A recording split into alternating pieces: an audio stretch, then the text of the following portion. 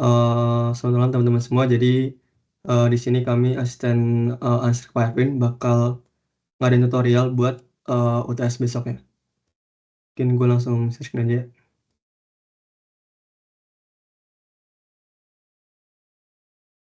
Ya, harusnya udah kelihatan.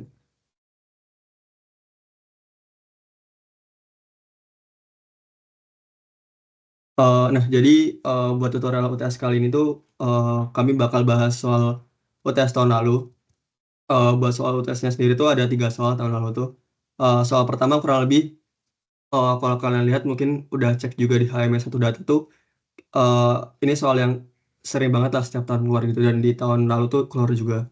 Terus buat soal kedua sama soal ketiga itu tuh soal dari, buku Maguire. Ini buat soal yang kedua dan soal ketiga itu yang jadi tugas kalian juga yang ini. Nah, jadi mungkin di malam hari ini kita bakal bahas soal pertama sama kedua dan mungkin nanti di classroom bakal gua, kasih juga lah buat, tutor-tutor dari tahun-tahun sebelumnya gitu ya. Mungkin gue langsung mulai aja buat yang nomor 2 nanti, habis ini baru di nomor satu ya. Jadi di nomor 2 ini,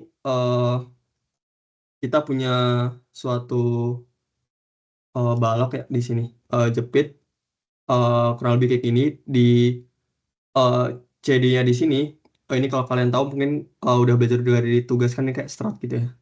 Nah di sini tuh, pertanyaannya, disuruh plot rasio dari momen bending di titik A di sini, jepit di A atau MA-nya, dibandingin sama momen di titik C, di jepit yang C gitu. Dibandingin juga sama, perbandingan inersia antara si balok yang ini AB sama yang, C iya C iya gitu.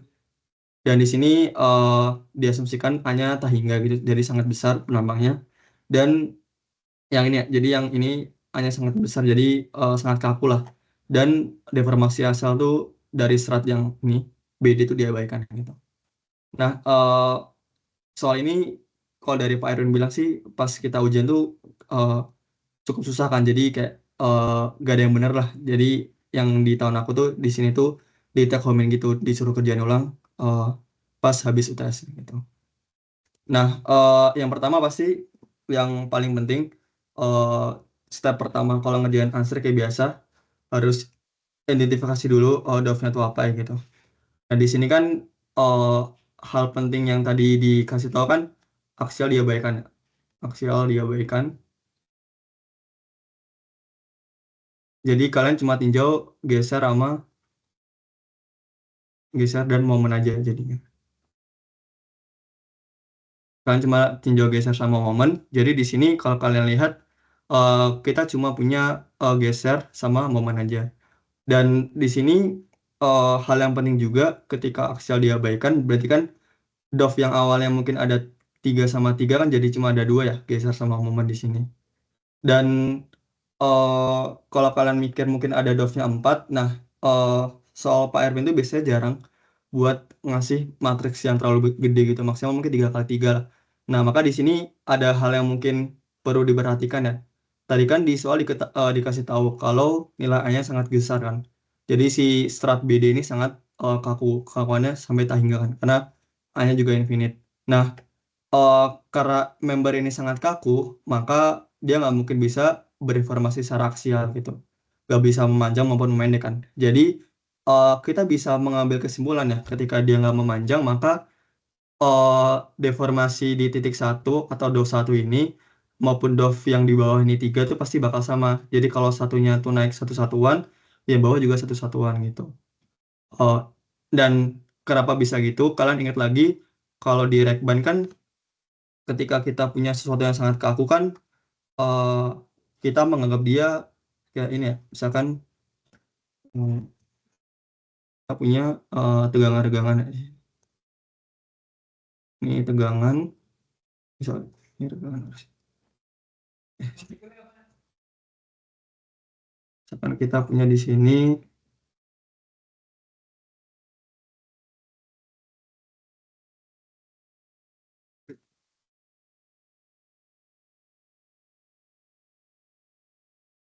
kan, bisa ya bener ya tegangan ya, tegangan ini tegangan. Nah, kalau sesuatu yang sangat kaku, pasti kalian punya sesuatu yang sangat tak hingga kan nilainya. Jadi si titik ini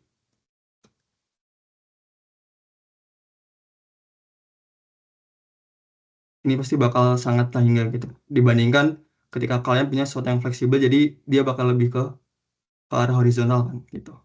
Dan ketika dia sangat tak hingga, maka daerah elastisnya sangat gede, sangat besar. Jadi eh, ketika member atau elemen kita tuh masih di daerah elastis kan bakal nggak akan ada deformasi secara permanen kan. Maka kita bisa tinjau dia sebagai undeformed shape atau ketika elemen itu belum berubah panjang maupun pendeknya lah kayak gitu. Nah, ini buat step pertama. Jadi kalian harus tinjau dulu dove-nya di titik di serat BD ini yang awalnya ada 4 dove jadi ada 3 dove karena tadi asumsi bahwa BD itu sangat kaku. Jadi 3 sama satu sama. Yang sisanya sama sih. Kalian tinggal tambah-tambahin aja di sini buat reaksi peretakan. Di sini kan ada jepit di sini 56, di sini juga 78 dan karena tadi aksial diabaikan jadi kalian bisa neglect atau abaikan semua yang ada aksialnya gitu. Ini buat step pertama yang paling penting buat integrasi draft. Nah, biasanya soal-soal Pak Erwin itu yang cukup susah di sininya. Jadi gimana kalian menyederhanakan masalah yang awalnya jadi dari 4 draft di sini bisa jadi 3 draft gitu. Nah, kalau ini hasilnya udah ke soft tuh ke belakangnya sih hasilnya sama-sama aja ya. Nah, terus kayak biasa kalian tinjau dulu matriks kekakuan baloknya. Kan kalau kita punya kayak gini ya, yang udah diajarin juga di kelas, kita punya geser sama rotasi dari akibat geser sama momennya. Terus ya di sini kalian bisa tinjau lah buat member AB, buat member CD dan member D. Nah, ini mungkin salah satu tips juga buat kalian kalau buat ngerjain besok. Jadi buat mempercepat pengerjaan juga. Jadi yang perlu dihitung tuh mungkin matriks yang emang berkaitan sama dov kalian aja gitu. Kayak misalkan di sini member AB kan di sini ada 56 sama 12 ya. Ya udah yang kalian perlu hitung tuh di 12-nya aja di sini. Di yang dua kotak kanan bawah kan gitu. Yang lain kalian bisa langsung coret aja. Karena kan di sini karena dia perletakan pasti nggak ada displacement kan di sini. Maka di sini nilai 0 gitu. Terus sama juga buat member CD kayak biasa. Jadi di member CD kan tadi kita lihat ada 78 sama 14 ya atau 34. Nah, di sini berarti kalian cukup hitung yang paling bawah aja gitu. Berlaku juga buat member DE. Nah, di sini biar eh, mempermudah aja, kan di sini ada L per 2 sama L per 2 ya. Kita bisa anggap si nilai L total itu adalah nilai L per 2 tadi adalah setengah L aksen atau L aksen itu L total ini ya. Gitu. Nah, seperti biasa, kalian bisa assembly matriks ke konstrukturnya. Jadi, eh dov kita kan tadi ada 3 ya. Ada V1, terus rotasi 2 sama rotasi 4 gitu. Ya udah tinggal di assembly aja yang berkaitan sama FV1 ini, theta 4 sama theta 2 gitu. Di sini tinggal di assembly dapat kayak gini. Dan tadi kan gayanya cuma ada gaya ini kan. Karena dov kita tuh asumsinya ke atas, maka ya nilai P-nya kebalikan aja. Berarti kan minus kan jadi minus P gitu. Dan nggak ada eh, gaya-gaya eksternal lain. Makanya di sini cuma min P. Nah, di sini 0,0 udah dapet. Nah, eh, di sini alih-alih karena ini kan masih dalam bentuk variabel juga ya. Kalian bisa sederhanakan dalam bentuk persamaan aja. Jadi kan eh, buat persamaan pertama minus P ini kan sama dengan 12I ini dikali sama V1 dapat yang ini. Terus minus 6Li kan dapat yang kanan dikali theta 2. 0 kali theta 4 kan berarti 0. Oke, berarti kita dapat nih persamaan pertama ini kan. Dari eh, baris pertama ini gitu. Dikali matriks dari displacement kita kan gitu. P sama dengan S kali D lah kayak biasa. Kalian udah tahu juga. Terus buat persamaan kedua, kita bisa juga tinjau di sini 0 sama dengan minus 6Li dikali E per L pangkat 3 di sini dikali V1 kan ditambah yang ini 4Li kuadrat dikali theta 2. Yang mana di sini kan kalian bisa rumuskan theta 2 kan. Theta 2 tinggal dipindah ruaskan dapat kayak gini. Kalau kalian hitung 3 per 2L dikali V1. Oke, kita bisa dapat theta 2 sehingga kita bisa substitusi persamaan 2 ke persamaan pertama kan. Buat dapat V1-nya berapa. Ya udah substitusikan aja persamaan 2 ke persamaan 1. didapatkan perpindahan pada tiap DOF akibat gaya luar P itu kayak gini. Jadi tinggal ganti aja theta 2-nya itu 3/2L dikali V1. Oke, dapat nilai V1 atau perpindahan di DOF 1 itu sekian. Terus rotasi di DOF yang atas tadi juga itu sekian gitu. Dan tadi kan kita bisa udah simpulkan di awal ya, kalau karena strat ini sangat kaku, maka perpindahan di DOF 1 itu sama dengan perpindahan vertikal di titik B itu sama dengan perpindahan vertikal juga di titik D kan. Maka di sini V1 sama dengan V3. Nah, di sini dapat V1 sama V3 dan dari persamaan yang keempat juga kan berarti ini 0 sama dengan E per L pangkat 3 dikali 8L kuadrat I 2 dikali theta 4 kan. Agar ini 0 ya pasti theta 4-nya harus 0 kan. Soalnya parameter-parameter ini kan nggak 0. Jadi kita bisa simpulkan juga theta 4-nya 0. Oke, kita udah dapat semua displacement dari tiap-tiap DOF kita kan. Tadi ada total 3 DOF. Nextnya kayak biasa hitung reaksi perletakan. Nah, di sini kalian bisa tinjau lagi ke persamaan yang depan ini. Ini kan berarti kalian bisa tinjau misalkan nilai MA ya. MA itu kan sama dengan M6 kan. Udah balik lagi ke sini. M6 nih berarti bakal ada kontribusi dari min 6L ini dikali V1 sama 2L kuadrat ini dikali theta 2 kan. Karena yang atas kan 0. Jadi di sini min 6 I per L pangkat 2 tadi dikali V1 ditambah 2I per L dikali theta 2. Tinggal masukin aja tadi nilai V1 sama theta 2-nya kan. Nah, di sini dapetin M-nya sekian. Yang MC juga sama. MC kan tadi sama kayak nilai M8 kan. Ya udah di sini kalau M8 itu kan berarti sama aja kayak min 6L per ini EI 2 per L pangkat 3 dikali V1 sama yang 2L kuadrat kan. Ini juga sama, tinggal dimasukin ke persamaan yang ini. 2L kali theta 4. Tinggal masukin aja nilai V3 yang sama dengan V1 juga dan theta 4-nya 0. Oke, kalian dapat nilai MC-nya kan. Tadi kan yang ditanya di soal itu rasio ya. Rasio dari MA sama MC yang nanti kalian bandingin sama I1 per I2-nya. Ya udah, berarti tinggal dibagi aja antara MA sama MC. MA sama MC. Dapat di sini perbandingan tuh I1 per 2I2 atau setengahnya lah. Jadi kita bisa dapetin misalkan kalau kita punya sumbu Y-nya itu MA per MC dan sumbu X-nya itu I1 per I2, maka ya persamaannya Y sama dengan setengah S kan. Linear dengan variabel 0,5 di depannya kan. Oke, kita udah dapat hubungan MA sama MC, itu sama dengan I1 per 2I2, bisa plot juga grafiknya. Terus kalau di sini coba dibandingin lah di setrian kayak misalkan kalau masukin I1 per I2 itu nilainya 1, berapa sih nilai MA sama MC kan? Dan di sini ternyata nilainya 0,5, jadi nilai ini juga valid gitu. Terus misalkan di sini kita punya rasio I1 per I2-nya 10, ternyata dapat MA per MC juga 5. Jadi hasil ini harusnya udah bener lah, dicek dari strand juga. Nah, ini tuh hasilnya udah dibahas juga sama strand yang tahun lalu setelah kita tes gitu. Dari Bos Handi sama Bos Yohanes gitu. Oke, mungkin soal 2 gitu aja sih. Mungkin sebelum lanjut ke Brian, ada pertanyaan dulu nggak buat soal yang ini?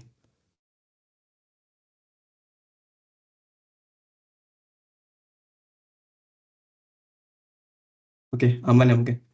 Lanjut aja, Brian, buat yang nomor 1. Oke,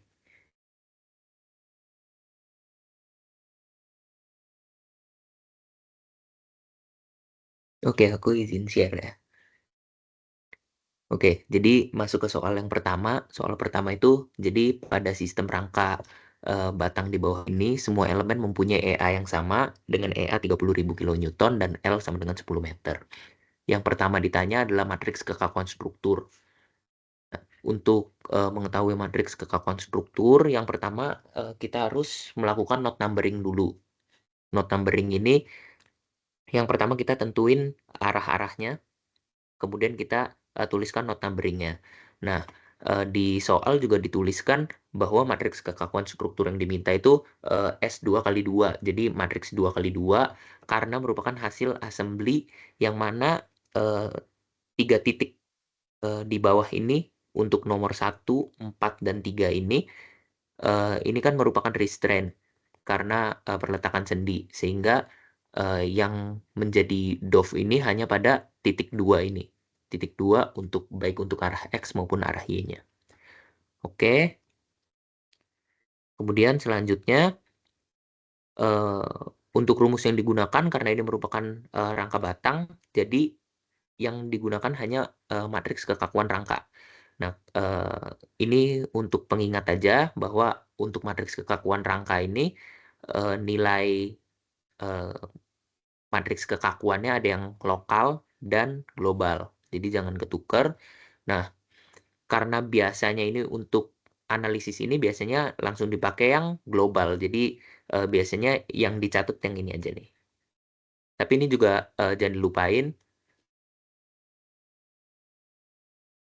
Oke, selanjutnya ini masih untuk overview aja. Selanjutnya matriks kekakuan batangnya. Nah, ini dikasih contoh untuk yang K1-nya aja. Untuk K2 dan K3-nya itu sama. Nah, yang jangan lupa ini tentang penomoran di tepi-tepi ini. Sebenarnya ini untuk mempermudah waktu assembly-nya. Kemudian di assembly untuk not 2x2. Jadi untuk yang nomor A, jawabannya ditunjukin sebagai berikut. Kemudian yang B itu diminta apabila PX2 sama dengan 30 kN dan PY2 sama dengan 60 kN. Diminta perpindahan U2 dan V2. Untuk U2 dan V2-nya ini pada soal ini merujuk pada perpindahan untuk arah X maupun arah Y di titik kedua. Ini jangan sampai ketuker sama istilah yang biasa digunain untuk perpindahan lokal dan global ya. Kalau di sini ini untuk menunjukkan bahwa perpindahan arah X dan arah Y di titik 2 gitu. Jadi perhatiin gambarnya juga. Nah, untuk PX2 dan PY2 ini bekerjanya juga sama di titik 2. Maka kita kan selanjutnya perlu meninjau join load vektornya. Jadi join load vektornya ini, nah ini P sama dengan matriks 30 sama 60. Nah, selanjutnya kita ingin mengetahui berapa perpindahan arah X dan Y di titik 2 tersebut. Kita menggunakan rumus P sama dengan S dikali D. Nah, untuk mengetahui displacement-nya itu, kita tinggal masukin ke rumusnya. Nilai P-nya ini merupakan join load vector yang barusan kita buat. Kemudian nilai S-nya ini merupakan hasil assembly yang udah kita cari di nomor A. Selanjutnya, kita tinggal operasi matriks biasa diperoleh nilai D. Nah, mungkin ini penjabarannya tentang operasi matriksnya aja.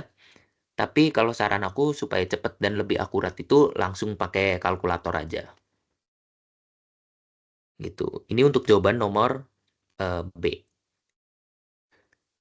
Kemudian nomor C, hitung gaya aksial pada tiap batang. Jadi untuk tiap batang itu perhitungan gaya aksialnya ini karena yang ditanya adalah gaya aksial, maka ini kita harus transformasikan ke koordinat lokal. Karena kita bekerja hanya pada gaya aksial kan untuk rangka batang. Jadi kita kembalikan pada koordinat lokal. Nah, jadi yang harus kita lakukan, kita kan modalnya ini kita udah dapat nilai D, displacement untuk koordinat globalnya. Nah, yang perlu kita cari adalah mencari nilai F untuk keseluruhannya terlebih dahulu. Setelah kita nilai F itu sama dengan K dikali D. Setelah kita dapat nilai F-nya, selanjutnya kita tinggal transformasikan ke koordinat lokalnya. Q sama dengan T dikali F. Nah, maka di sini diperoleh gaya dalam untuk tiap member. Ini dicontohkan untuk member 1. Oke, ini untuk nomor 1, kemudian untuk yang nomor 3, eh, ini bisa dilihat sama soalnya kayak soal tugas ya, tugas pertama. Oke, jadi mungkin itu penjelasan untuk nomor 1. Barangkali ada yang ingin bertanya, silakan.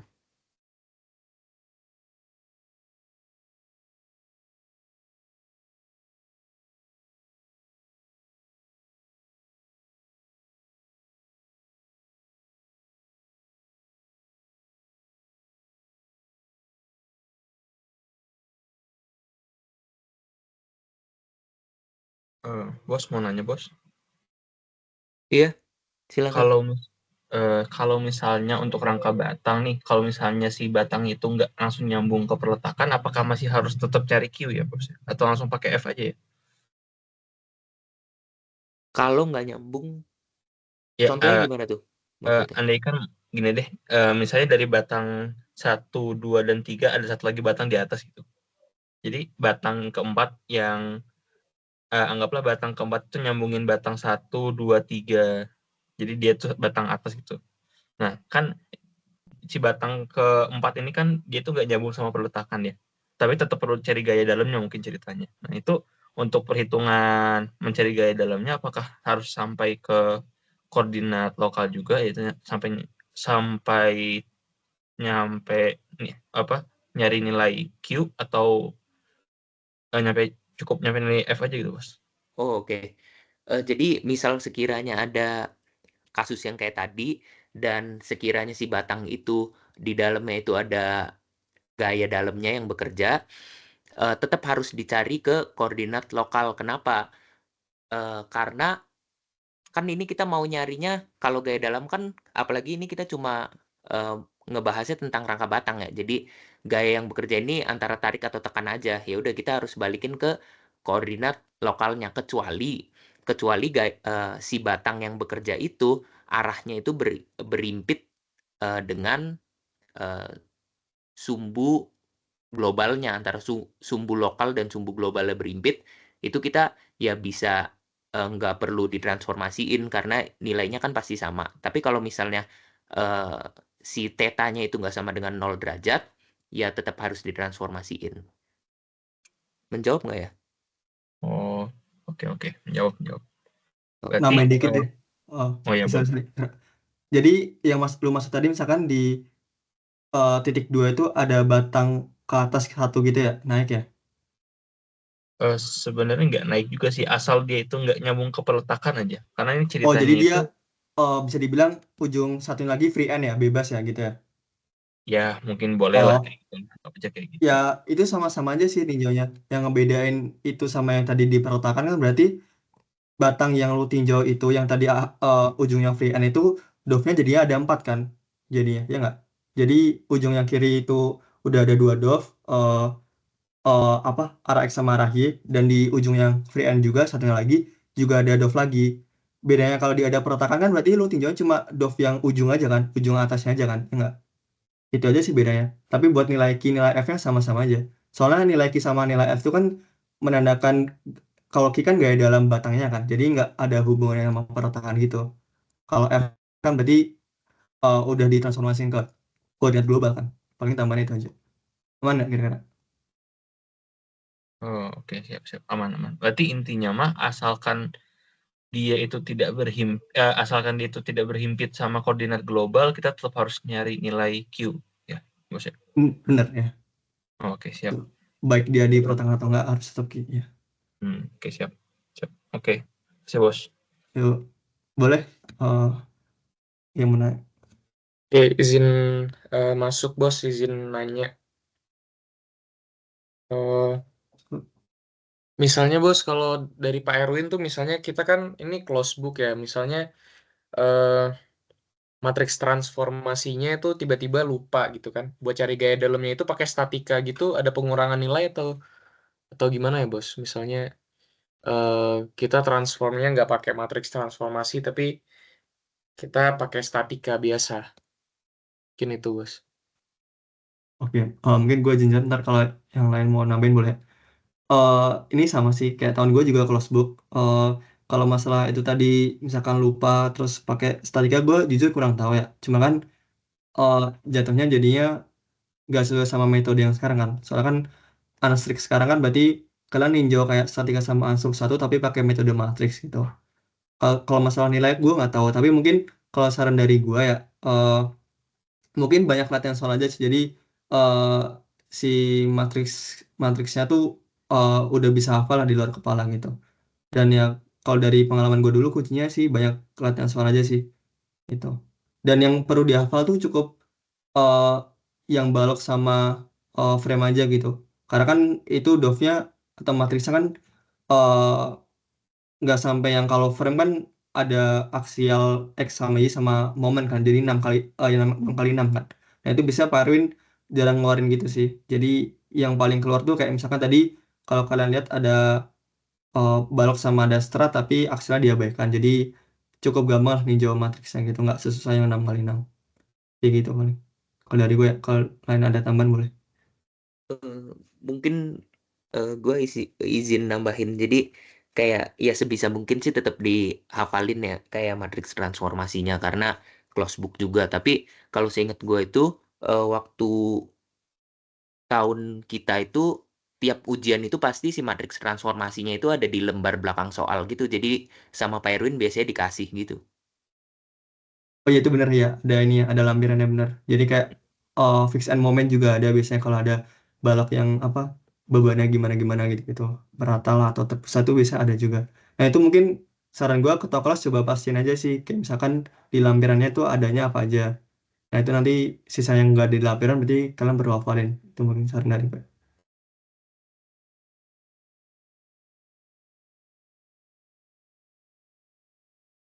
Oh, oke bos. Sama satu lagi pertanyaannya, pengen eh ngekonfirmasi lagi sih. Jadi sebenarnya untuk batang, frame sama balok tuh sebenarnya prosedurnya sama ya bos. Maksudnya yang membedakan tuh dicari matriks kekakuannya, terus juga bedanya kalau balok sama frame tuh ada fix and force atau fix and momentnya ya.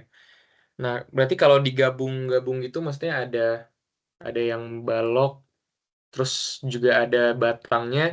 Berarti yang membedakan tuh cuman dicari kekakuan sama itunya aja berarti ya bos ya. Si fix and force-nya. Iya gayanya itu benar ya. Tuh. Oke, sip. Makasih bos. Oke, ada lagi yang mau nanya?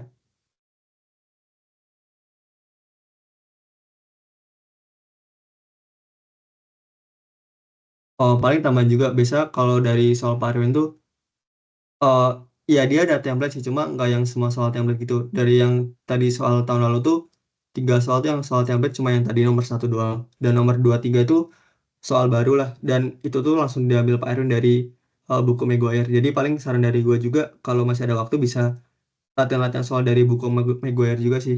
Siapa tahu ya diambil dari situ juga gitu. Soalnya kalau dari buku Aslam kalau kalian mungkin sadar juga kan itu secara apa ya secara tingkatan soal kan jauh lebih mudah kan dibanding Maguire dan Aslam tuh bisa lebih ya straightforward aja ya step by stepnya apa gitu tapi kalau dari Maguire tuh bisa ada ide-ide yang harus didapetin dulu buat mecahin si soalnya gitu. Paling itu aja tambahannya. Mungkin kalau ada pertanyaan ditunggu sampai 20.07 kali ya. Kalau nggak ada mungkin ditutup aja. Habis ini ntar gue langsung upload juga materinya di kelas. Oh, sama nambahin dikit. Jadi yang tadi kan prosedurnya emang sama ya. Misal kalau dia cuma plan trust aja, balok aja atau enggak dia itu portal, secara garis besar prosedurnya sama. Tapi untuk yang balok 2 dimensi sama portal 2 dimensi itu harus lebih perhatiin ini sih. Ada yang apa fix and force sama eh, member enforce gitu. Jadi kayak PF sama KF-nya harus diperhatiin kalau itu menyangkut balok atau enggak portal gitu.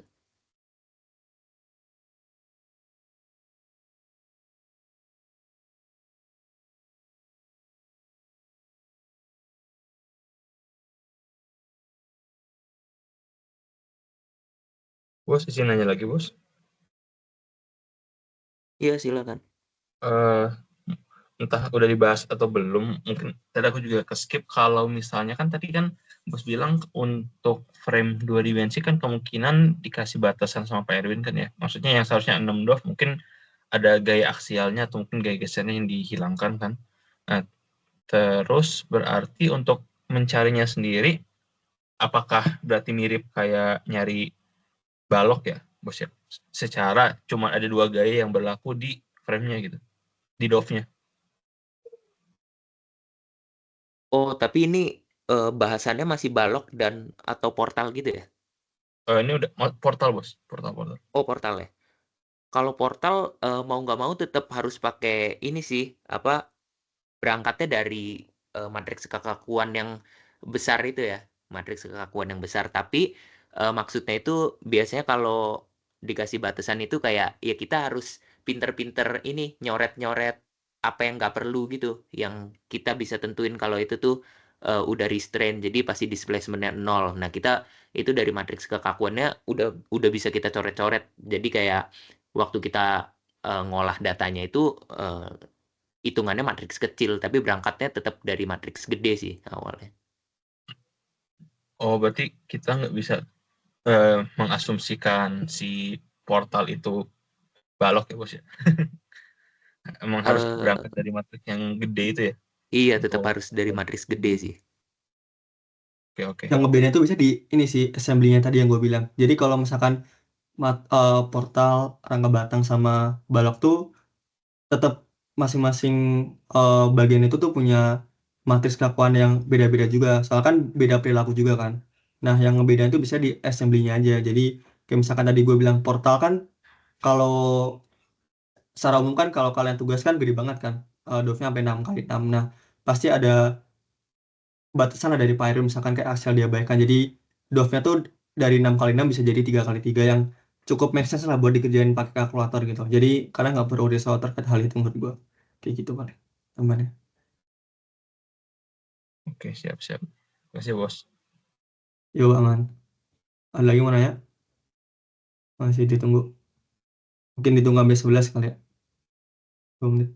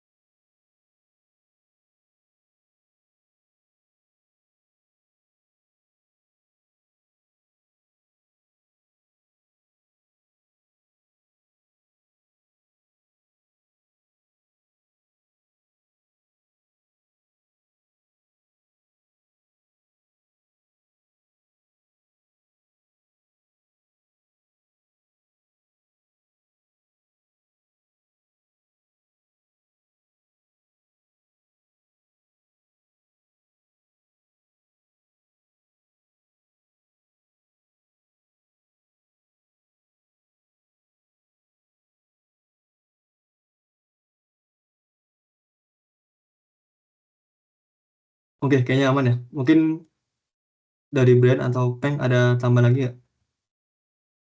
Aman, Vi. Aman, Vi. Oke. Oke, mungkin karena nggak ada yang nanya lagi, mungkin sekian aja buat tutorial malam hari ini. Eh, Semangat buat UTS besoknya. Kalau masih ada pertanyaan boleh ke asisten ya. Semangat buat besok teman-teman. Gua N ya.